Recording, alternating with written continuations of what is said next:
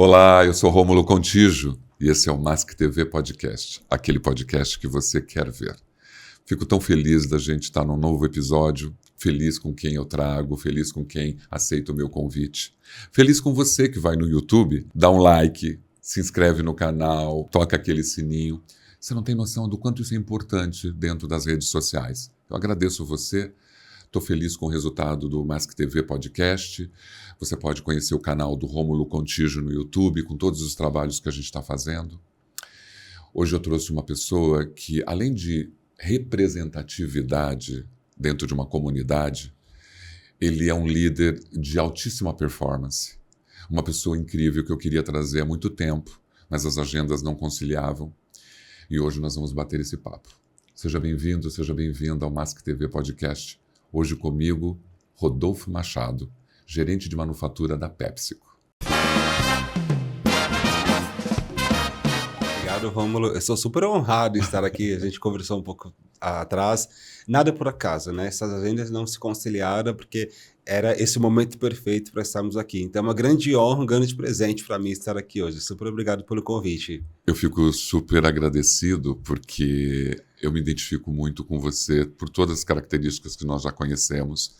Você tem uma história, uma trajetória de vida importante para ser divulgada, comentada, colocada num podcast como esse, porque nós precisamos olhar os nossos companheiros de trabalho, que às vezes negros, né, com todas as suas dificuldades, pobres e que às vezes precisam ter uma inspiração para chegar num cargo como líder de gerente, como diretor, e essas necessidades. Hoje a gente fala, para que disso? Porque eu preciso me ver no outro. Com certeza. Eu preciso acreditar no outro. Então é uma honra, uma felicidade incrível. O Mask TV está de portas abertas para você. Com certeza. A gente não consegue sonhar com aquilo que a gente não enxerga. Então, por isso que é super importante a representatividade. Se eu não me sinto representado, jamais eu consigo sonhar. E se eu não sonho, eu não traço ações para que eu chegue naquele objetivo. É verdade. E a gente tem que ajudar. O que me trouxe até aqui foi sonho, e eu tenho certeza que o que te trouxe até aí também foi sonho. Com certeza, com certeza. Não tenho dúvida disso. Me diz o seguinte, então, nós vamos conversar aí por 50 minutos nesse encontro de alma, porque para mim é um encontro de alma, até porque a gente sabe disso, né? Muito obrigado. Você chegou nessa terra quando e por que você veio? Cheguei na Terra há quase 40 anos, né, nessa existência. Eu falo existência porque eu sou budista há 21 anos, então nós acreditamos em existências. Nada na vida é por acaso, né? Então, existiram existências anteriores e essa conexão nossa, em algum momento no passado, também já tivemos. Claro que a gente não tem a dimensão de quanto tempo atrás, mas acredito muito nisso. E o meu grande propósito como pessoa budista, como profissional, como filho, como tio, como irmão, é tentar, ao menos, usar a minha história de vida para construir pontes para que outras pessoas tenham menos desafios, né, do que eu tive. Eu acredito que esse é o meu principal propósito, objetivo na vida, aquilo que me move, aquilo que me transforma. É importante dizer que você está construindo uma ponte, porque quando a pessoa percebe e vê isso em você, e vê a tua trajetória, né, aquele perrengue, aquele obstáculo e aquela vitória, ele também, né, dependendo da capacidade dele, ele se inspira e fala, peraí, olha, Rodolfo passou por isso, passou por aquilo, eu também tenho condições de repente, até encurtar esse caminho, já me baseando naquela experiência vivida por ele. Exato, com certeza.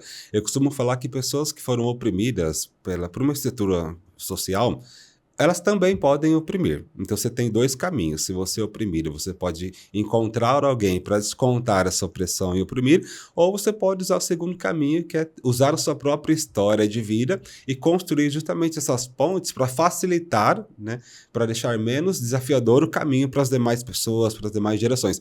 Eu escolhi esse caminho que para mim faz um pouco mais de sentido. Sabe? Como que eu posso, com a minha história de vida, inspirar outras pessoas? É o que eu disse, né? A gente não sonha com aquilo que a gente não vê. E quando você nasce, eu nasci na periferia de São Paulo, na zona leste de São Paulo, num bairro chamado Vila Matilde. E naquele meio em que eu nasci, eu tinha aquelas referências que moravam ali, que muitas vezes não faziam sentido para mim. Nossa, mas por que eu nasci aqui? E por que eu preciso continuar aqui? Por que eu não consigo Por que eu não posso transformar? E como você tem contato com pessoas que te inspiram, que te mostram outros caminhos, que te mostram que a vida é cheia de possibilidades, fica muito mais fácil para que você desenhe ações para que você consiga evoluir. Então, tendo esse tipo de experiência que eu tive, é o que eu tento usar para as demais pessoas, para as demais gerações. Você disse uma coisa tão importante. Muitos de nós chegamos num lar, numa existência e numa região, eu também sou da periferia, da favela, e ali eu tive que sair, e às vezes eu falava, eu não me conformava com aquilo. E é importante você falar isso. Muitas pessoas que estão aqui nos assistindo, às vezes estão num lugar e falam, mas eu não me cabe aqui. Eu quero ir além disso. Eu não vim para ficar só aqui. Tanto que eu saí da minha cidade, Londrina, no Paraná, e vim para São Paulo há 40 anos atrás. Justamente por causa disso. Exato. Não era aqui que eu queria estar. Eu quero ir além. Exato. E mostrando que pode, com o teu exemplo, por exemplo, quantas pessoas vão falar assim, eu posso? Com certeza. Todas as pessoas podem. Né? Primeiro, é super importante a pessoa ter esse desejo, né? Procurar caminhos para que esses desejos se tornem em ações, para que você possa evoluir. Claro que a linha de partida para as pessoas são distintas.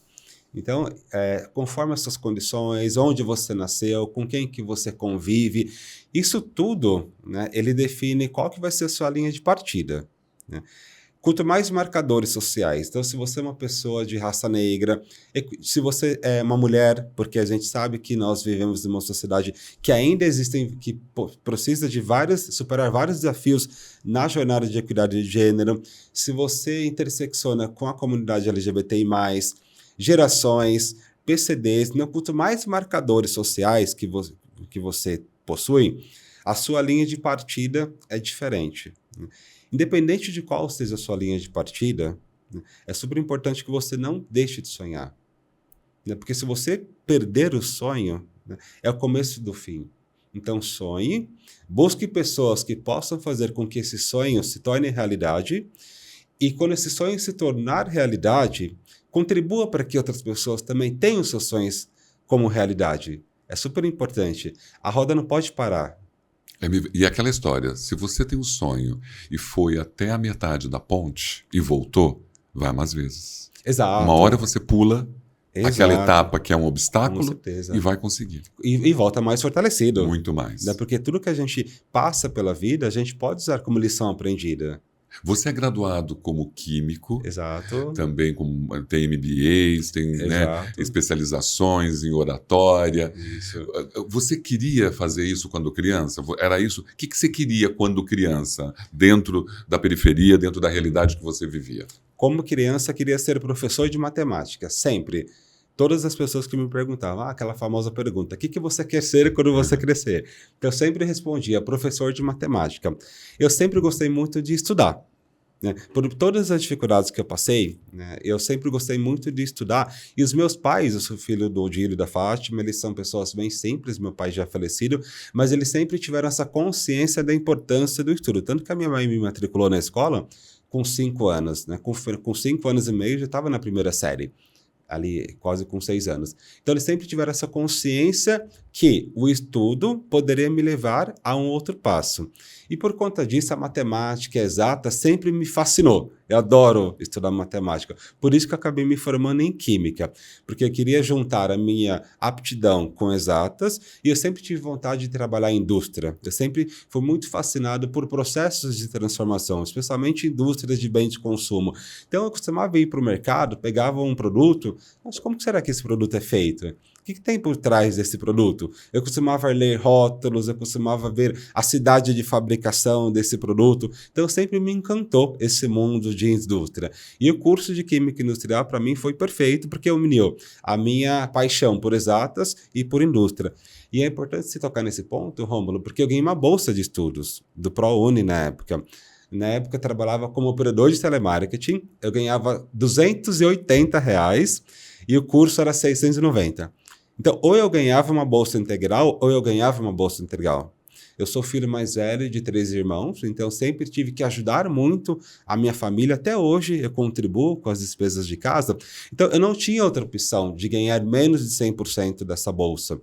E foi através de muito estudo, de muito esforço que eu consegui essa bolsa e me formei depois de 4 anos, e aí depois emendei com uma MBA em Gestão da Qualidade e Produtividade, porque na época eu trabalhava no setor de qualidade, que é um setor super importante também para a indústria, super conectado com o Mask TV também, né, que tem a parte de qualidade. Verdade. Boas práticas de fabricação, ainda mais na área de alimentos. Para gente é um valor inegociável. Inegociável, é no debates. A gente costuma falar que é no debates. Não há negociação. Para segurança e qualidade. Você chegou num cargo de liderança e quando a gente olha que você, quando criança, já se envolvia com essa vontade de descobrir de onde aquilo surgiu, claro que isso já é um ponto de diretriz do que você seria. Sim. Porque a gente olha, às vezes, um médico, quando pergunta para ele, ele fala, eu já brincava de médico, de fazer experiências, né? Então, assim, quando criança, a gente acaba indo por um caminho que provavelmente vai nos levar à nossa profissão Sim. adulta, né? Com certeza. Só que eu nunca me imaginei como gerente, é engraçado. Eu nunca me imaginei como líder. Na minha cabeça, eu seria um formulador, eu iria trabalhar com pesquisa e desenvolvimento, mas hoje eu entendo, Rômulo, que alguns vieses inconscientes, né, faziam com que eu tinha esse pensamento quando era criança, né? A gente mora num país que passou por um período de escravização por 388 anos, né? A abolição aconteceu há 136 anos, então é super recente. Então, se fizermos uma conta rápida, 75% da história do nosso país foi pautada no sistema escravagista, que era considerado normal economicamente, civilmente, moralmente, religiosamente. Então, esse período longo da nossa história, ele sim deixa marcas hoje, né? Quando a gente vê indicadores acumulados pela população negra no Brasil, que há um país que, de acordo com fontes oficiais, tem 56% de pessoas autodeclaradas negras, só que quando a gente transita pelos espaços lido como elitizados, os espaços privilegiados, os espaços corporativos, né? Os espaços onde as pessoas tomam decisões, a gente vê ainda que falta há um caminho muito grande para que haja de fato essa equidade. Então, por conta de todo esse histórico, inconscientemente te traz muitos vieses inconscientes, né?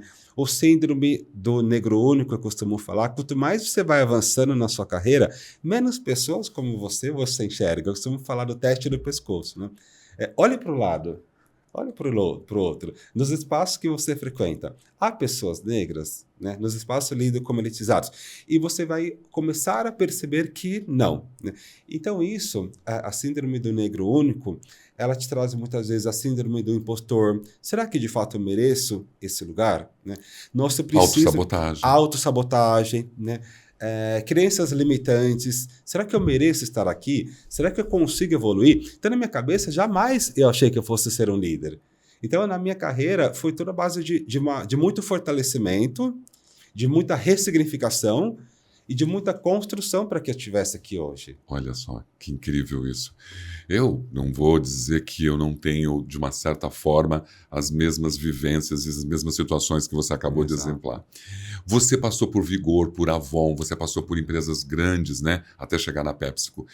Isso também é muito importante, é muito representativo passar por grandes multinacionais e mostrar para uma comunidade preta que você pode trabalhar numa grande empresa de referência como é a PepsiCo hoje. Com certeza.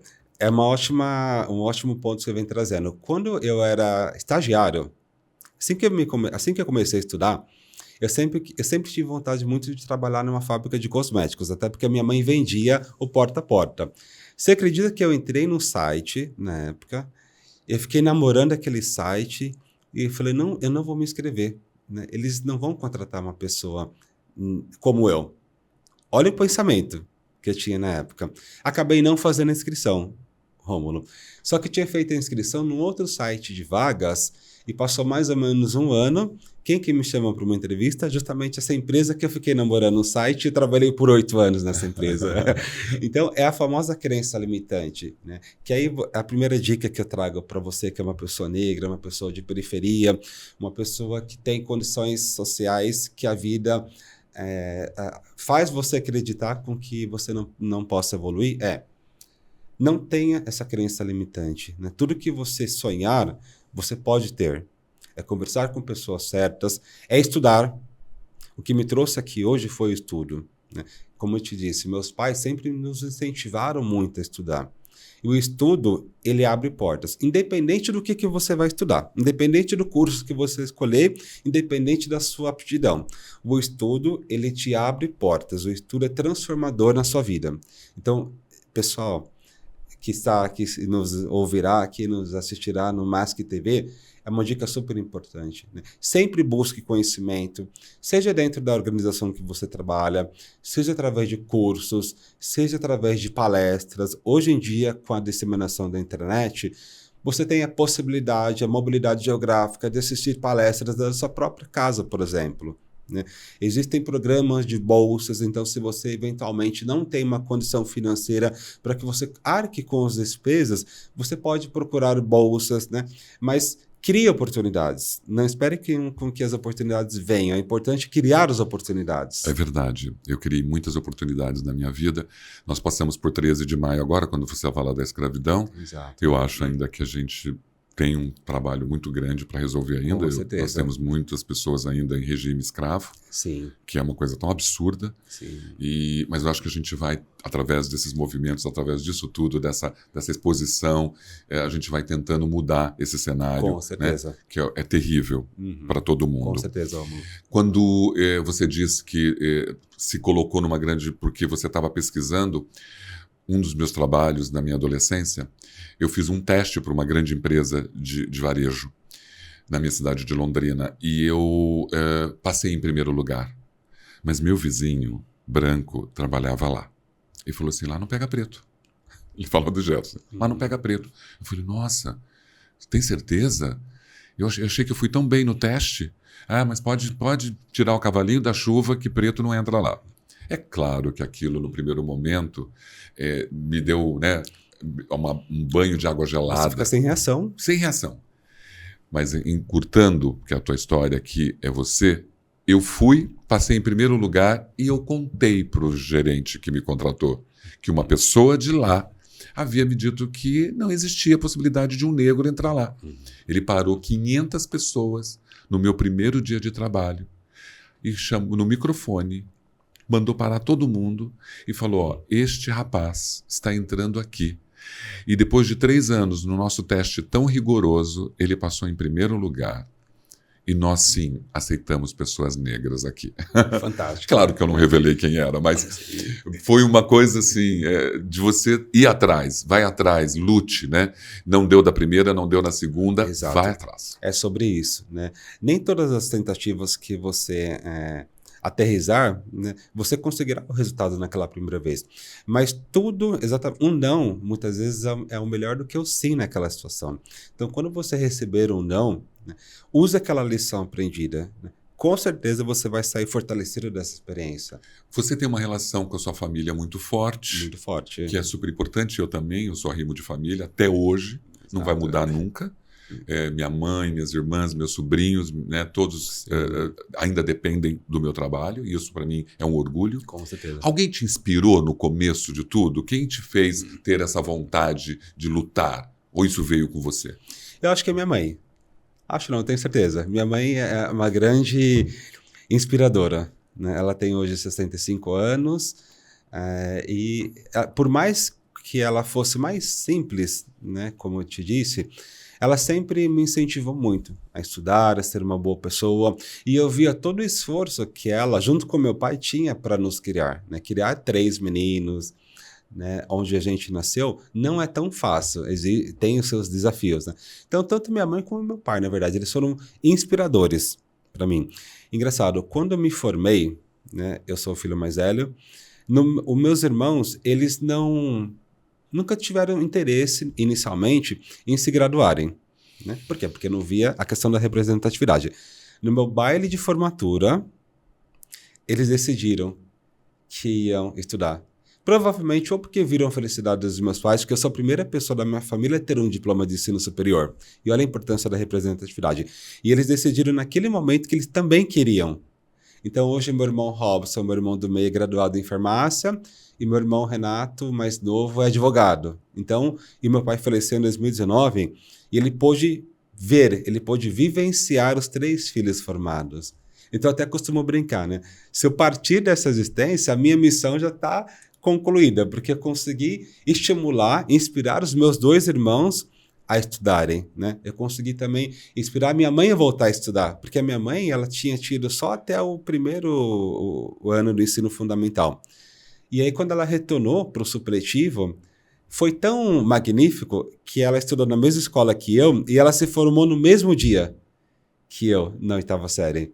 Então, a minha missão na Terra, eu acredito que, claro, eu quero conquistar muitas coisas ainda, mas eu estaria feliz se eu já partisse para uma outra existência por esse legado que eu venho deixando. É muito importante isso que você está dizendo, porque assim, as nossas vidas e as vidas das pessoas que estão nos assistindo são muito parecidas. Sim.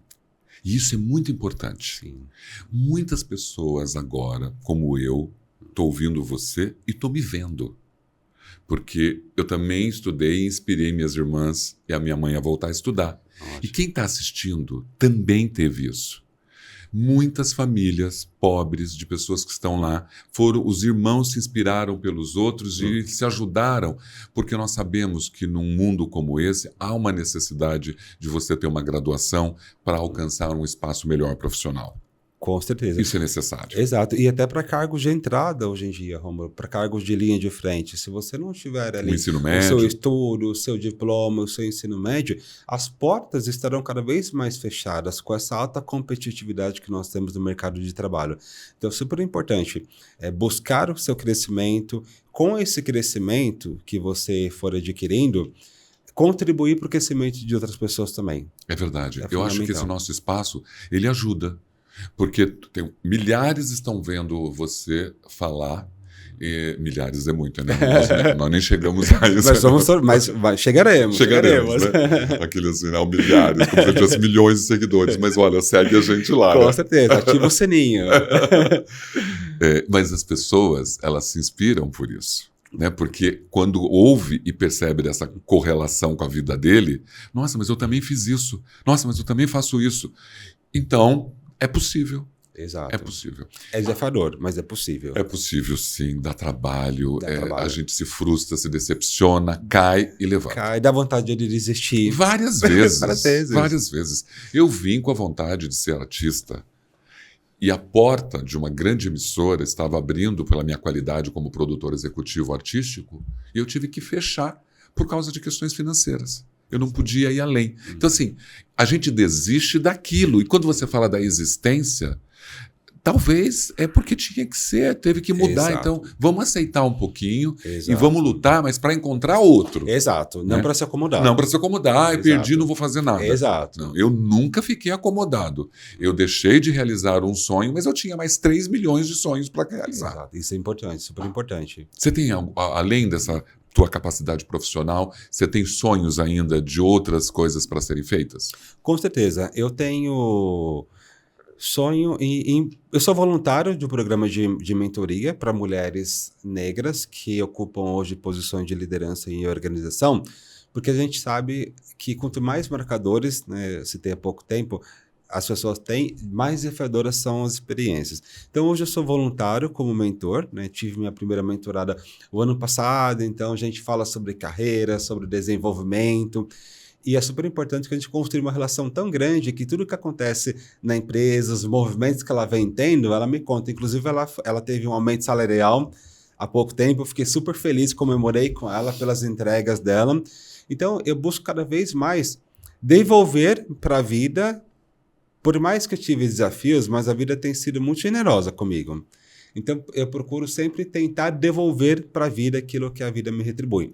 Então, trabalhos voluntários, cada vez mais conectado com essa agenda, é o que tem me motivado bastante ultimamente. Eu vi que você faz essas mentorias e percebo muitas pessoas hoje se engajando com as mentorias para a gente poder fazer uma mudança social forte, Exato, né? com certeza. Até dentro da organização que eu trabalho hoje, por 3 anos e meio, eu fui líder de um grupo de afinidade que busca equidade de raça, e o foco desse grupo era cada vez mais trazer consciência para esse tema importante que é equidade, diversidade, equidade e inclusão, né? Como eu disse no começo da entrevista.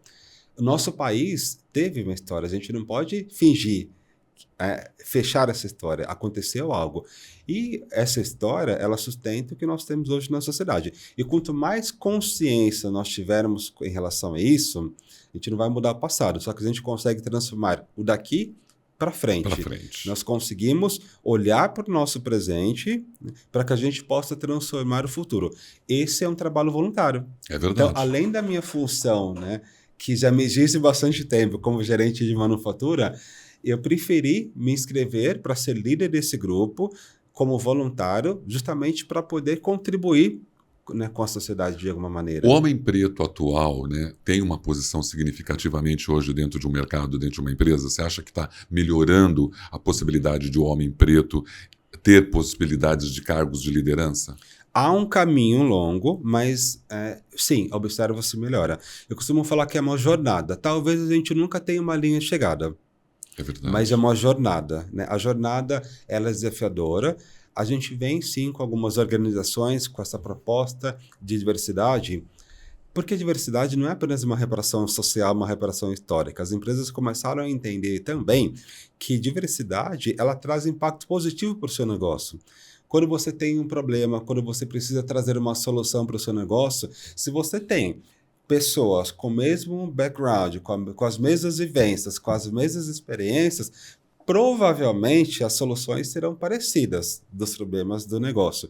Quando você amplifica, quando você tem várias pessoas, né, com experiências distintas, vivências distintas, que te possibilita uma visão de mundo diferente, as suas contribuições para o negócio são enriquecedoras também. Então, eu acredito que um dos fatores que esteja nos ajudando nessa jornada é o fato das empresas começarem a entender que diversidade não é apenas reparação histórica, não é o famoso mimimi, né? Não é um programa de cotas. Não é um programa de cotas, não é um programa beneficente para pessoas carentes. É um programa, sim, para desenvolvimento de pessoas e, consequentemente, de negócio. Porque a gente, como liderança, a gente entende que precisamos entregar resultados através das pessoas.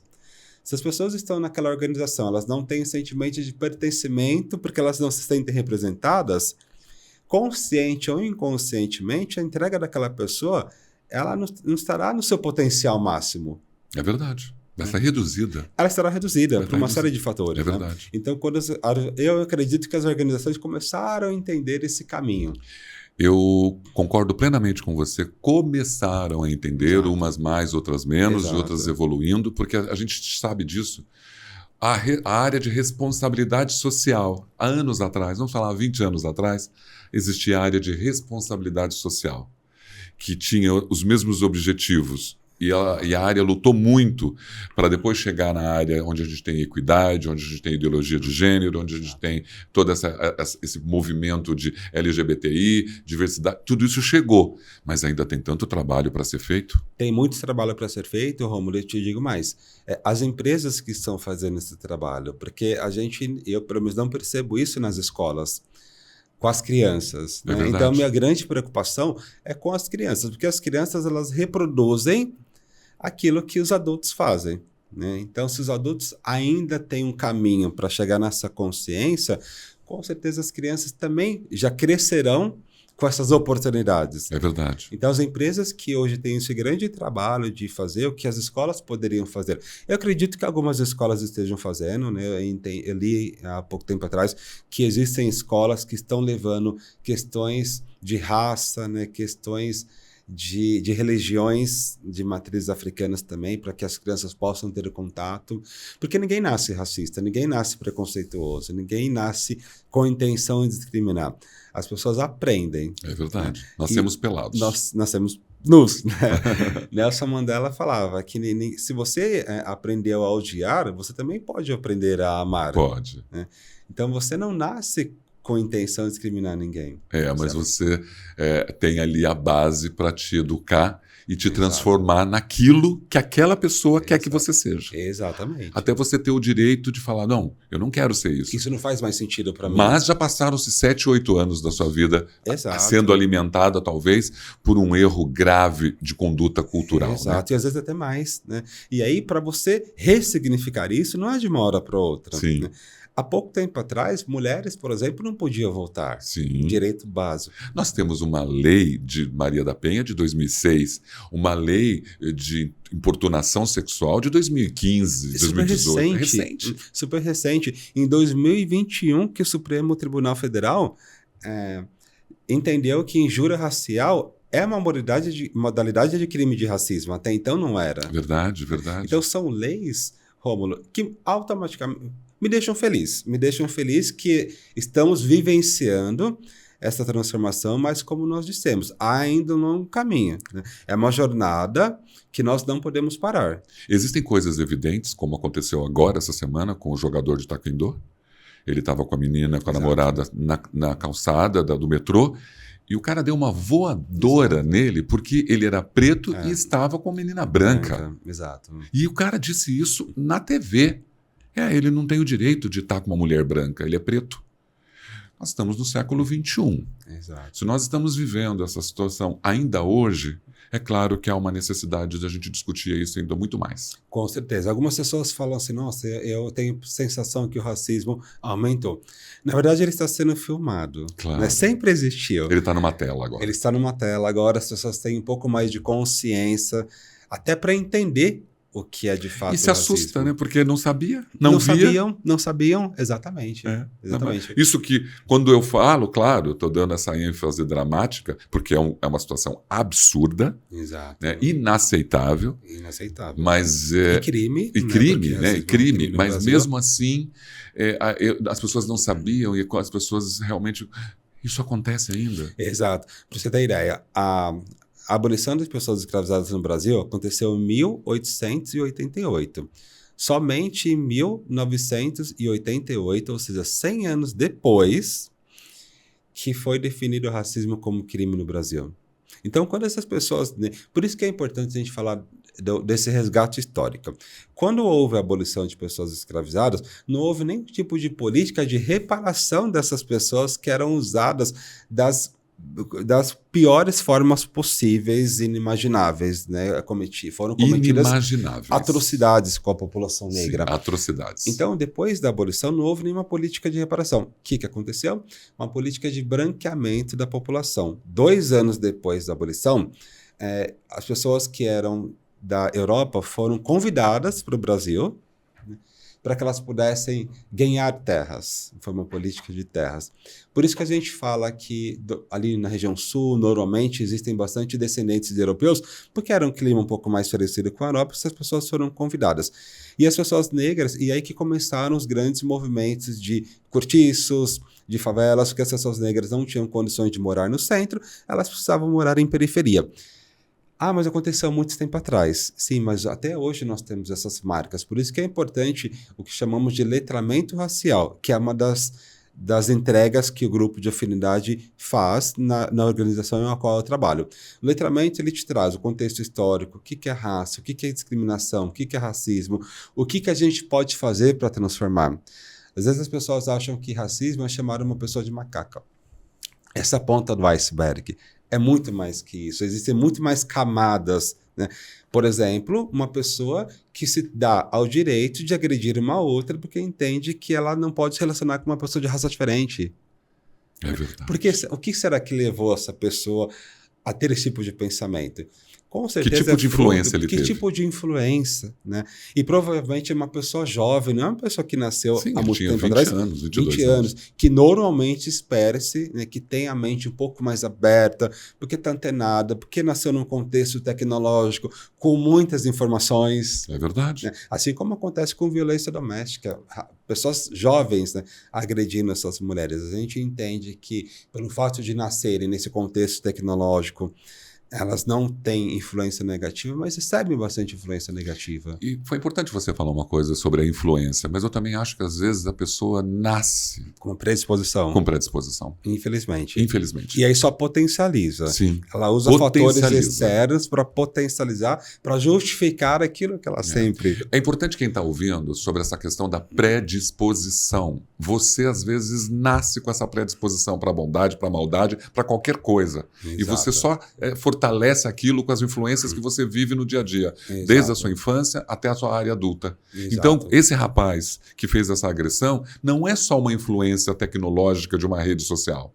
Pode estar predisposto dentro dele Com e certeza. aquilo aconteceu. Exato, e só potencializa. Os fatores externos acabam potencializando a sua essência. Você acha que nós temos uma crise geracional? Porque nós temos uma geração muito jovem, de 18 a 25, 26 anos, dentro do mercado de trabalho e com umas críticas muito sérias acontecendo, né? Da postura e do posicionamento dessas pessoas, dessa geração, dentro do mercado de trabalho, né? Eu acredito, Rômulo, que a gente recebe muita informação hoje em dia, né? Seja trabalhando numa indústria, como é o meu caso, seja trabalhando no escritório, seja na vida pessoal. Quando a gente entra numa rede social, né, são tantas informações que a gente não consegue nem dar conta. Então, eu acredito que esse excesso de informações, se não bem utilizados, ele pode trazer um certo desequilíbrio, podem causar, de repente, uma ansiedade, né? Alguns outros transtornos que uma pessoa da área poderia explicar melhor do que eu. Mas eu trago a minha percepção, a minha visão de mundo. Eu acredito que o excesso de informação precisamos filtrar.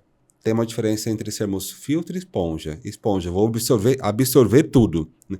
Filtro, eu preciso filtrar aquilo que fará bem para mim e para as pessoas ao meu redor, eu me conecto. Aquilo que não fará bem para mim, nem para as pessoas ao meu redor, eu preciso eliminar. Porque senão não dou conta de tanta informação. Então, talvez essa crise existencial esteja acontecendo por excesso de informações que a gente vem recebendo e os movimentos de diversidade que vem acontecendo com um pouco mais de intensidade. Há pouco tempo atrás, estou falando da década de 80, 90, não se via falar muito dessa questão de diversidade. Né? É verdade. Há pouco tempo que vem se falando. E isso, Rômulo, traz incômodos. Porque até então, as pessoas que não vivenciavam a questão de diversidade, estava tudo certo. Eu fazia uma piada, entre aspas, né? Que a gente sabe que não é piada.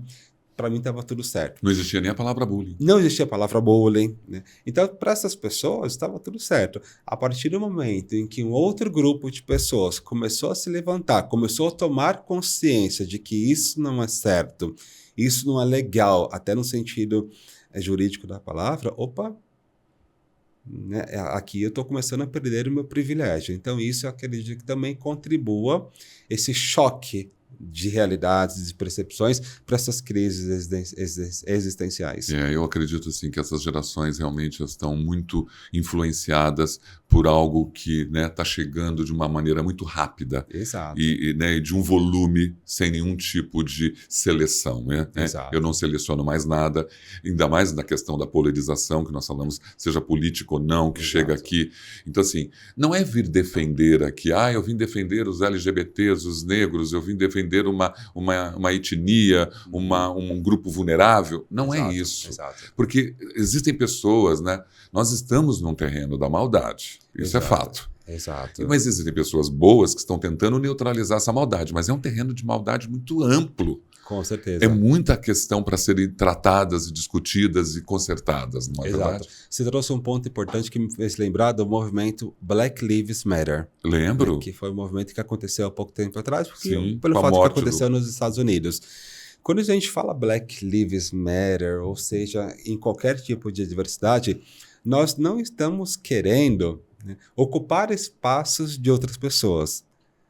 Na verdade, o que a gente precisa é que a linha de partida seja equalizada. A partir do momento em que as linhas de partida forem equalizadas, aí sim a gente pode falar de oportunidades, aí sim a gente pode falar de meritocracia, principalmente nas empresas. Mas se eu tenho um grupo de pessoas que está aqui, eu tenho um grupo de pessoas que está aqui, não tem como a gente falar em políticas de meritocracia.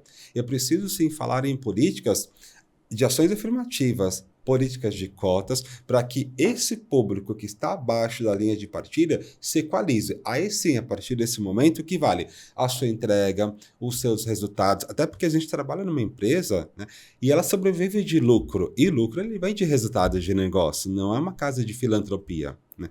Temos essa consciência, mas é super importante as pessoas entenderem que os movimentos de diversidade, equidade e inclusão, principalmente em empresas, não visam tirar direito de ninguém. Mas é importante também dizer que, dentro desse grupo de pessoas que defendem, né, essa história de vidas negras importam, existem pessoas que, como você, está mostrando que há uma necessidade do equilíbrio. Exato. Mas existem também aquele que é muito mais político. Exato. E acaba atrapalhando, né, defendendo fortemente uma ideologia a ponto de não olhar ela de uma forma, digamos, equânime. Exato, sem dúvida, Rômulo. E isso atrapalha muito a evolução dessa jornada, dessa agenda. Atrapalha muito mesmo. Exato, atrapalha demais, porque aí é como se você estivesse enxugando gelo. Né? Esquerda, direita. Esquerda, né? direita, né? E não é sobre isso, é sobre oportunidades equânime para todas as pessoas. Até como eu citei há pouco tempo atrás, a pessoa que é oprimida, ela também pode oprimir. Então, se o seu objetivo da jornada de equidade e inclusão e diversidade é ter direitos superiores aos das demais pessoas, não é esse o caminho. Não é esse o caminho. É verdade. Tão importante isso que você está dizendo hoje, sabia? Você tem tanto conhecimento, né? Essa sua vivência, né? Que você consegue, de repente, ser disruptivo, né, que a gente fala, Exato. né? De poder trazer a coisa de um jeito que quem está assistindo e ouvindo fala, nossa, eu preciso olhar melhor a minha forma de encarar a sociedade e as formas, né, dessa sociedade, seja ela diversa ou não, eu lidar olhando o equilíbrio, onde todo mundo possa ter igualmente as coisas. Exato. Né? E a gente mora num país super privilegiado. Né? É verdade. É o risco dizer que esse não é o mais, mas um dos mais diversos do mundo. E o fato de sermos diversos não significa que as oportunidades, de novo, sejam as mesmas. Então, é super importante que a gente aproveite, de fato, essa diversidade natural do nosso país. Né? Essa pluralidade, né? Essa pluralidade, né? E que a gente, de fato, desenhe ações, a gente tracione ações para que todo mundo possa viver em harmonia, conviver em harmonia, seja na sociedade, seja no mundo corporativo. Eu tive uma funcionária numa das fábricas que eu trabalhei, ela é auxiliar de produção, uma mulher negra, de pele retinta. Uma das conversas, era bem por acaso, eu estava transitando pelas linhas de produção naquela noite, que eu trabalhava à noite. Ela falou, Adolfo, posso te falar uma coisa? Eu falei, claro. Você sabe que quando eu te vi na entrevista de emprego, quando você me entrevistou, eu já tinha passado por várias entrevistas. Mas quando eu te vi, eu tinha certeza que pelo menos eu teria a chance de ser contratada. Porque você é negro. E já tinha passado por outras entrevistas que sequer eu fui respeitada. Então, ela ocupou hoje um cargo de auxiliar de produção, linha de frente, e ela sente isso. Né? Imagina a pessoa que é negra que ocupa uma cadeira de liderança, um C-level, um gerente sênior, um diretor. Se uma auxiliar de produção, que normalmente já convive com outros auxiliares de produção, porque você está ali na base, e ali na base você tem uma quantidade maior de pessoas negras, sente isso, imagina uma pessoa que ocupa um cargo de liderança. E eu fiquei tão feliz em ouvir isso essa noite, que deu significado para o meu trabalho. Sabe? Me fez refletir que eu estava, de fato, no caminho certo. E hoje ela faz técnico de segurança de trabalho, que tem a ver com essa área. Quando ela me mandou essa mensagem, eu fiquei tão feliz, né? Eu acho que ela já se formou, porque ela me contou um tempo atrás. Né? Excelente. Então, olha a possibilidade, a gente pode ter uma futura técnica de segurança do trabalho que até pouco tempo atrás tinha dúvida se seria contratada pela sua raça. Isso aconteceu há 3 anos. Possível, né? Nem acreditava. A gente falando de coisa há 3 anos. Você prepara as pessoas na sua equipe a receber as pessoas com deficiência, as pessoas LGBTI, porque assim, eu vejo uma falha muito grande, né, do preparo das pessoas para receber o deficiente auditivo, o deficiente físico, o trans. Você consegue trabalhar isso dentro da empresa? Com certeza. Eu uso as ferramentas da empresa, então nós temos os treinamentos obrigatórios, né? E um dos treinamentos é o de código de conduta, que a gente traz dentro desse conteúdo também questões de respeito, né, de diversidade, equidade e inclusão, e eu utilizo dessas ferramentas para que eu possa, de fato, preparar a minha equipe. Dentro da companhia que eu trabalho, nós temos também as nossas competências de liderança. Uma das nossas competências é a questão do relacionamento. Dentro do relacionamento, falamos de ética, integridade, construção de parcerias e a parte da diversidade, equidade e inclusão. Então, nós, como líderes, já somos direcionados, né, para que a gente possa, de fato, preparar as nossas equipes, para que a gente possa trabalhar com todas as pessoas, e já tem algo pessoal meu, é algo em que eu acredito, que é o que eu chamo de propósito de vida. Então, eu unifico o meu propósito com os valores da organização, então fica menos desafiador. Não digo mais fácil, mas digo menos desafiador para que eu possa preparar a minha equipe. Eu até brinquei esses dias com eles estavam conversando comigo e falamos sobre lista negra. Eu falei, por que não branca? Por que não azul? Por que não rosa? Por que não roxa? Né? E eles mesmos se conscientizaram, né? Porque está tão intrínseco até no nosso vocabulário que a gente acha que é normal. E é super importante a gente trazer os apontamentos no momento em que a gente percebe, porque senão a gente não gera transformação. É verdade. Você se envolve com as áreas de segurança, meio ambiente, saúde, qualidade? Você tem participação? Porque, como gerente de manufatura, você tem uma sociedade para tratar ali dentro. Com certeza. E, além disso, todas as áreas de apoio estão envolvidas na sua gestão. Sem dúvida. Você tem uma boa relação, você entende os valores que essas áreas correspondem ao seu trabalho? Com certeza. E a palavra que você falou que é fundamental é valor, né? A gente costuma falar na indústria que qualidade e segurança é no debates. Não há negociação. Não há negociação. Se eu tiver a suspeita que eu vou ter algum impacto em relação à segurança das pessoas, ou qualidade para o produto, ou para qualquer bem de consumo que você esteja trabalhando, é inegociável. Então, para mim, segurança e qualidade é um valor. O que é valor? Tudo que você faz, mesmo quando ninguém esteja vendo. Eu até costumo trazer para a linguagem do público operacional. Quem tem um diploma, por exemplo, essa pessoa rasga o seu diploma, é um pedaço de papel. Né? A pessoa rasga uma nota de R$200, é um pedaço de papel. Normalmente elas me dizem que não. Não por quê? Porque por trás daquele papel, daquele cédula de dinheiro, daquele diploma, existe um valor. Então, a gente não pode rasgar valor mesmo quando estivermos sozinhos. E segurança e qualidade é a mesma coisa. Né? Eu costumo dizer para meu time, não adianta você trabalhar em segurança porque alguém está vendo, porque senão você será punido, senão você será punida porque é uma regra da empresa. Não. Você precisa trabalhar com segurança para você. Porque as pessoas que têm acidente do trabalho, a indústria até pode falar, estamos há 100 dias, há mais de tantos dias sem acidente. Mas uma pessoa acidentada, ele carregará o acidente para o resto da vida dele. É verdade. Porque deixa a marca. Nesses 25 anos, eu posso te contar inúmeros movimentos e fatos que eu passei e vivi dentro da questão da segurança do trabalho.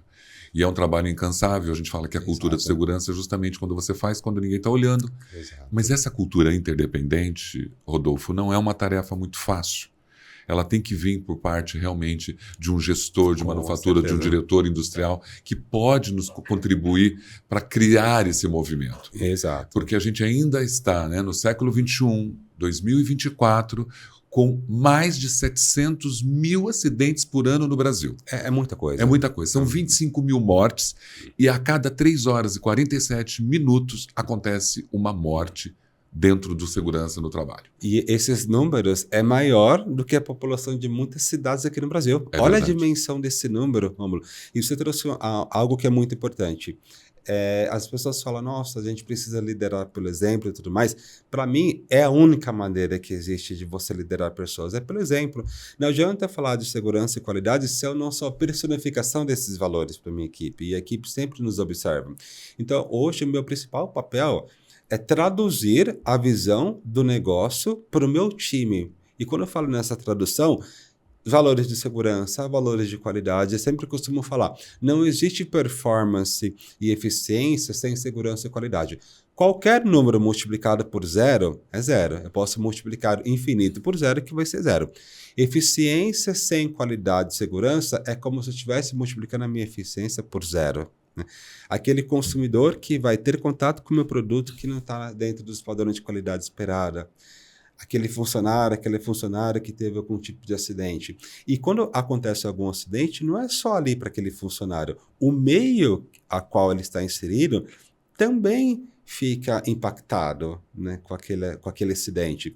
Então, quando a gente, como líder, permite isso, eu convido a gente refletir sobre isso, né? Nós, como líderes, eu costumo falar que liderança é um presente. É um presente. Você influencia, né, muitas pessoas. Você é um poder transformador incrível. Exato. E 1/3 do dia, as pessoas estão trabalhando, assim como eu. Muitas pessoas passam mais tempo comigo do que com seus cônjuges, com seus filhos. Então, preciso buscar alternativas para influenciar positivamente. Acerto todas as vezes? Claro que não, porque eu também sou um ser humano. Mas, pelo menos, eu tenho essa consciência de que se eu posso melhorar, né, se eu posso oferecer o melhor para o time o qual eu lidero, por que não? E eu preciso também estabelecer parcerias com as áreas de suporte, com os stakeholders, para que eu possa trazer cada vez o melhor para a minha equipe. Então, hoje, meu principal papel na indústria, como gerente de produção, é facilitar recursos para que a minha operação trabalhe da melhor maneira possível, incluindo trazendo temas de diversidade, equidade e inclusão. Exatamente. Porque a entrega de resultados, Rômulo, ela vem através de pessoas. Não existe uma outra maneira de você entregar resultados se não for através das pessoas. Você pode até entregar ali no curto prazo, mas ele não será sustentável. É verdade. E não é fácil para um gestor que tem esse tipo de responsabilidade, porque você tem que cumprir e entregar resultados. Metas, né? Produtividade. Exato. Mas é muito importante que você, como um gerente, saiba de tudo isso que você acabou de explicar para todo mundo. Não é uma tarefa fácil. Não é. Você vai movimentar tudo através das relações interpessoais, do seu manejo daquela equipe, e é uma verdade. Exato. Quanto mais empático, quanto mais você fortalece as suas soft skills, com certeza, você consegue olhar e atender os objetivos da companhia sem perder o time. Sem dúvida. E sem deixar rastros de sangue. Eu costumo falar para a minha equipe, suor a gente precisa suar um pouquinho, mas rastros de sangue não. Eu costumo até falar que a gente como líder, né, a gente precisa ter cérebro, coração e estômago. Cérebro, a questão das hard skills, né? A questão de entendimento de negócio, a questão de fato, entregar os resultados, as metas, os compromissos, até porque os acionistas, os consumidores esperam isso da gente. Claro. Coração, porque ao mesmo tempo que eu preciso focar na saúde do negócio, eu preciso focar na saúde das pessoas, né? A empatia, a diversidade, o propagar o sentimento de pertencimento para que as pessoas se sintam à vontade em estar naquele lugar. E o estômago, muitas vezes eu preciso tomar decisões difíceis, né? Decisões impopulares, decisões que as pessoas não vão entender, não vão aceitar ali no primeiro momento, mas eu como líder preciso tomar. Então é uma jornada eterna de equilíbrio entre o cérebro, o coração e o estômago. Dá bastante trabalho, mas eu gosto. Não, e o mais importante é quando esse líder sabe que ele precisa se capacitar para isso. Exato. Porque você não está preparado para isso. Nunca. E é uma jornada, Rômulo, o líder que disser, né, que já tem pleno domínio, eu convidaria a rever um pouco os conceitos. Eu concordo, eu também convidaria. A gente fala dos estágios de maturidade cultural, que a gente fala do hearts and minds, né? Exato. Nós temos coração e mentes ali trabalhando, e você lidar com coração e mentes, você não está preparado, não. Você vai se preparando, Exato. Né? Trocando o combustível da aeronave em voo. Exato. Né? Perfeita definição. Não é verdade? Você cuida da sua saúde como? Olha, eu sou apaixonado por atividade física. Eu também. Então, daqui a alguns meses eu completo 40 anos e eu pratico musculação há 20 anos. Eu sou apaixonado por musculação.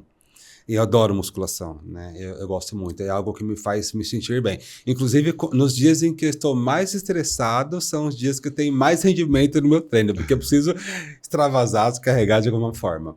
Eu gosto muito de viajar. Eu sou apaixonado por viagem. Inclusive, uma pessoa que eu fui casado por quase 10 anos, eu conheci numa viagem sozinho. Eu estava num outro país, fui viajar sozinho, conheci essa pessoa e temos uma relação de irmandade até hoje, tanto que nós nos falamos todos os dias. Eu estava falando com ela há pouco tempo, antes de chegar aqui no estúdio. O budismo, então eu sou budista há 21 anos. né? Independente, é uma dica que eu sempre trago, independente da religião, da filosofia de vida que você escolher, é super importante você cuidar também da sua parte espiritual. É verdade, a saúde integral. A saúde integral, né? A musculação, sim, ela vai Alimentação. A alimentação saudável, eu sou muito conectado com a alimentação saudável. Isso tudo você vai conseguir garantir a sua saúde do seu corpo, né? O estudo, eu sempre busco estudar, sempre busco ler, seja um livro, seja um artigo. Eu acho que é importante exercitar a mente, mas o espírito é importante também. Eu trabalho com muitas pessoas, você também trabalha com muitas pessoas, e todas as pessoas têm a sua energia. E a partir do momento que você tem um contato com alguma pessoa, nem precisa ser o contato íntimo, pode ser o contato de você falar um oi, de você dar um aperto de mão. Há uma troca energética. E eu acredito que você precisa se blindar, né, energeticamente, para que você consiga vivenciar a sua jornada da melhor maneira possível. É verdade, eu acho que você tem que se blindar sim e tomar cuidado de que energia você vai jogar para o outro. Exato. Que vilões você acha que desequilibram a nossa saúde mental hoje em dia? E rapidamente, assim, quais seriam os vilões que tiram a gente hoje do sério, por exemplo? Eu acho que quando você se sente injustiçado, a frustração. A frustração, entendi, de alguma maneira. A rejeição, né? O sentimento de impotência, o sentimento de algumas vezes você fazer e você achar que você está nadando e nunca vai chegar ali na areia da praia. Então, acho que isso pode tirar você do sério. O que fazer para cuidar disso? É super importante. Ou fazer uma terapia, fazer uma terapia. Você é a favor da terapia também? Eu sou totalmente a favor. Também. Antigamente, quando a gente ouvia falar essa palavra terapia, inclusive fui eu, a gente achava que a pessoa estava ficando louca. Imagina, vai passar por uma terapia? Não, terapia é super importante. Eu nunca fiz, mas eu tenho muitas pessoas, contato com pessoas que fizeram e fazem. Mesmo não tendo feito, eu recomendo, porque no budismo a gente aprende muito. No budismo não deixa de ser uma terapia. Claro, então talvez por isso que eu não faça. Claro. Mas eu faço terapias alternativas. Eu faço acupuntura, eu faço auriculoterapia, né? Além da atividade física, que a gente sabe que é comprovado cientificamente que libera-se hormônios, né, de bem-estar, hormônios que vai te trazer uma sensação de prazer. Alimentação, você é o que você come, então acredito muito no poder dos elementos da natureza. Contato com família, família é a base, Rômulo. Então, minha família é meu porto seguro. Nós temos uma sobrinha agora, né? É a única criança da família, ela vai fazer 8 anos agora em agosto, Lorena, que traz uma energia tão grande. Inclusive, ontem foi aniversário do meu irmão, estávamos todos em casa, em família, né? Isso me reenergiza. Com certeza, estar com a minha família. Eu acho a terapia muito importante. Se você está assistindo, ouvindo e está precisando num momento pós-pandêmico que nós estamos vivendo, há uma crise de saúde mental. Mas eu também aprendi que a leitura me ajudou muito. Com certeza. Eu leio muito, me preparo muito e essas leituras alimentam e me equilibram, né? Porque eu vou aprendendo mecanismos através das leituras para me energizar, para poder ser mais empático. Então, assim, a leitura também é uma terapia. Porque exercita o cérebro. Da mesma forma que a atividade física exercita a musculação, a leitura exercita o cérebro, né? É comprovado também cientificamente que pessoas idosas que têm o hábito até de fazer palavras cruzadas, de ler, elas têm uma autonomia maior. E o que eu busco para a minha vida, Rômulo, pessoal, é ter autonomia. Quanto mais autonomia eu tiver, melhor. Inclusive na minha fase de idoso, na minha fase um pouco mais para frente. Verdade. Que bom, né? Que bom que você procura cuidar da sua saúde física. É importante, né? Eu também cuido muito. Hoje, agora, eu estava até falando para ele, não consegui treinar esses dias, e aí eu, na idade já, isso muda muito o nosso corpo. Com certeza. Muito. Mas eu lembro assim, eu sempre olho para o espelho e falo, nossa, você faz academia há 25 anos ininterruptamente. E se você não fizesse? Exato. Quais dores que você teria? Né? Eu peguei Covid 2 vezes, né? E a primeira vez que eu peguei Covid foi em fevereiro de 2020, no auge. Verdade. No auge. E algumas pessoas me falaram, nossa, mas você tem hábitos tão saudáveis, e mesmo assim você pegou Covid. E eu devolvi justamente essa pergunta. E se eu não tivesse, será que eu teria sobrevivido como muitas perdas que nós tivemos nessa pandemia? Eu faço a mesma pergunta porque eu estava em Manaus, em Belém, em fevereiro de 2020, março, E quando eu fiz o exame de IgG, quando eu cheguei aqui, eu tive Covid, mas não tive sintoma. E eu faço a mesma pergunta. E se eu não tivesse uma alimentação? E se eu não cuidasse da minha saúde? E se eu não fosse uma pessoa tão regrada com treinos e com tudo mais? Será que eu estaria vivo? Exato. Então, hoje, eu com muito orgulho que falo que eu não tenho problemas de dores, de coluna, mas por conta da atividade física. E hoje em dia, Rômulo, está muito mais fácil, porque existem várias modalidades. Antigamente era só aquela questão da musculação. Mas as dores vão vir, tá? Naturalmente, tá? Com certeza. Mas que demora um pouquinho. Mas não, olha, a gente convive porque assim, eu sempre olho que a dor normalmente é em função realmente da fraqueza do corpo pela idade. Certeza. Mas eu sempre pergunto, e se você não tivesse treinado? Exato. Que dor seria essa? Talvez essa dor seria uma dor paralisante. Com certeza. É que nem meu pai, antes dele falecer, ele teve 2 quedas, né? E a gente costuma achar que a pessoa cai e quebra o osso. Não, o osso está fraco e aí, por conta disso, você acaba comprometendo o seu movimento e você acaba caindo. Então, atividade física, claro que a gente faz por uma questão estética, sim. Né? Eu faço por uma questão estética também. Eu tenho espelho.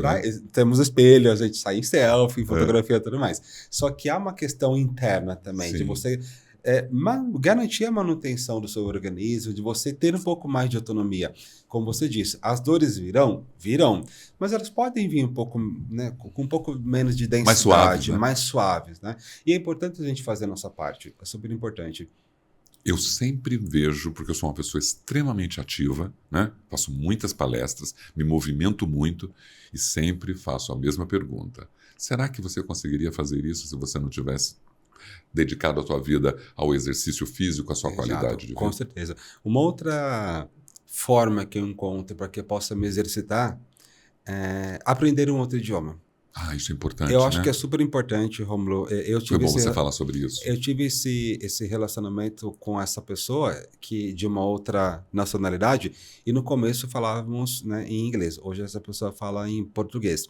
Mas o idioma ele vai te abrir portas, seja na sua vida pessoal, seja na sua vida profissional. Dentro da empresa que eu trabalho, nós temos um programa de idiomas gratuito, online, que as pessoas podem utilizar. Voltando a falar um pouco da terapia, dentro da empresa também nós temos um canal chamado Linha de Apoio, onde oferece assistência jurídica, financeira e psicológica. Inclusive, eu venho indicando bastante, eu venho sendo um garoto propaganda desse benefício, Excelente. porque eu sempre venho divulgando a questão principalmente psicológica. Eu fiquei muito feliz que foi no final do ano passado, uma pessoa chegou super desesperada, inclusive o esposo dela estava querendo se suicidar, e ela não via uma luz no fim do túnel. Falei, liga na linha de apoio, são profissionais, não vão te julgar, é confidencial. Né? E hoje ela está gestante, ela está com 7 meses de gestação, ela tinha me dito que ela está tão feliz que ela nunca conseguiu levar uma gestação tão adiante, que ela sempre tinha um aborto natural. Hoje ela vai sair de licença maternidade daqui a 2 meses, o marido está super feliz. Ela veio me agradecer que ela falou, a linha de apoio foi fundamental. Um benefício da empresa que se estendeu até para o esposo dela, e ela estava me contando com um colinho cheio de lágrimas que a enfermeira ligou para o marido dela, né, para entender se estava tudo certo ou não, e deram alta para ele. Então, olha como a terapia, como a atividade física, como o exercício do cérebro ajudam na nossa saúde, que é o nosso tesouro. É verdade. Sem saúde a gente não faz nada. E eu, como líder de uma organização, eu preciso estar bem comigo mesmo. E ajudar as pessoas a estarem bem com elas mesmas. Exato, Roma. Porque se eu não estiver bem comigo mesmo, como é que eu vou contribuir para o crescimento, desenvolvimento de uma outra pessoa? Olha, a gente tem um acordo com a audiência, eu sempre falo isso, da gente conversar por 50 minutos, nós conversamos por 1 hora. Já? Já 1 hora. Não acredito. E nem eu, porque assim... Eu quero te falar tanta coisa, tantos movimentos, tantas experiências e vivências, mas eu quero que a gente tenha uma outra oportunidade, porque você tem uma experiência e uma qualidade de apresentação que ajuda quem está assistindo e ouvindo, que ajuda as pessoas a se melhorarem, a se perceberem. Você tem esse papel, você tem essa missão na Terra. Obrigado. E posso deixar uma dica para as pessoas? Deixa. Antes de você encerrar, eu quero só que você... Aí você aproveita, dá dica e fala para todo mundo. Primeiro, te agradecer por você ter vindo Eu estou muito feliz. Eu que agradeço. Quero contribuir da melhor forma possível com a sua evolução e você também conte comigo. É uma troca. Uma troca. É uma troca. Nessa vida estamos para trocarmos. Estou muito feliz de você estar aqui, de você ser essa representatividade, não parar nunca com isso. Todo mundo está precisando de pessoas como você. E aproveita, então, essa câmera para dar seu recado, para dar sua mensagem. Eu estou honrado e orgulhoso de ver a sua vitória. A honra... É um espelho para mim, você entendeu? A honra é toda minha, Rômulo, de estar aqui. Não é demagogia, de fato eu estou muito feliz em estar aqui hoje. A dica é, você pessoa negra, o racismo ele nunca vai deixar de existir. Não adianta a gente fantasiar que isso vai acontecer, né? Mas não deixe com que esse racismo te paralise. A vida, ela sempre vai nos trazer medos, né? Os medos, quando usados em doses homeopáticas, eles fazem com que a gente mantenha os nossos pés no chão, mas eles não podem nos paralisar. O racismo, sim, ele traz crenças limitantes de você achar que você não pode ocupar determinados espaços, de você refletir, será que de fato eu mereço estar aqui hoje? Não permita com que isso aconteça. Tenha uma rede de apoio, né? Tenha uma base familiar sólida, pratique uma atividade física, se a terapia funcionar para você, excelente, se for uma terapia alternativa também, excelente, mas tenha coisas na sua vida, tenha insumos para você, para que você possa se fortalecer. Estude sempre. Hoje existem vários programas educacionais, programas de bolsas de estudo oferecidos até pelo nosso governo. Aproveite. Não espere a oportunidade cair. Crie a oportunidade para você. Crie a oportunidade para você se transformar. Crie condições para que quando a oportunidade vier, você vai estar preparado e preparada. Nunca deixe de estudar. Use o seu conhecimento para transformar o seu ambiente ao seu redor. Tenha um mentor, seja na sua vida pessoal, seja na sua vida profissional. É importante você ter contato com lideranças, com pessoas que vão te aportar na sua jornada. Essa construção de relacionamento é super importante. No mundo corporativo, tem o ser e o parecer. O ser, os seus resultados, as suas entregas, o parecer. Qual a percepção que as pessoas têm sobre você? Você só vai saber isso se você se conectar com elas, se você tiver mentor. Então, cuide dos seus relacionamentos pessoal e profissional. Entregue resultado, né? Eu costumo falar que as pessoas negras precisam entregar 2 vezes mais, e é verdade, não é mentira. Precisa sim. Tá? Esse fato talvez mude no futuro, mas por enquanto não vai mudar. Então, garanta as suas entregas de uma maneira excelente, seja ágil, né? Aprenda com agilidade as coisas. Se errar, não tem o menor problema, né? Aprenda a consertar e use essas lições aprendidas para um próximo passo. E tem um pensamento externo, tem um pensamento futuro, né? O que vem acontecendo no mundo? Os acontecimentos do mundo, eu posso usar o meu trabalho? Eu posso gerar transformação onde eu estou? A gente costuma falar no mundo corporativo de benchmarking. Se conecte com outras organizações, com outras empresas, porque no final das contas é tudo muito parecido à essência, né? Empresas que passaram por problemas, você pode tirar lições aprendidas também para você e usar na sua organização. Então são as dicas que eu trago para você, profissional negro, né? Homem, mulher da indústria, para que você possa construir cada vez mais uma carreira de sucesso. Nunca se esqueça de onde você veio. Tem uma frase, só para finalizar, do Martin Luther King, que eu adoro essa frase. Se você não puder voar, corra. Se você não puder correr, ande. Se você não puder andar, rasteje. Mas continue em frente de qualquer jeito. A vida não é fácil para ninguém. Alguns vão carregar menos limões, outras vão carregar mais limões. Pega esses limões, corte-os, faça uma limonada gelada e sirva para as pessoas ao seu redor. Que excelente. Eu preciso falar mais alguma coisa nesse episódio de hoje? Rodolfo Machado, gerente de manufatura da PepsiCo, aqui comigo hoje, dando essa aula de transformação, né, de diversidade. Incrível. Muito obrigado por ter participado. Obrigado de coração, Rômulo. Venha sempre. Com certeza. Esse foi Mais Que TV para você. Rodolfo Machado. Obrigado. Obrigado. Até a próxima. Até a próxima.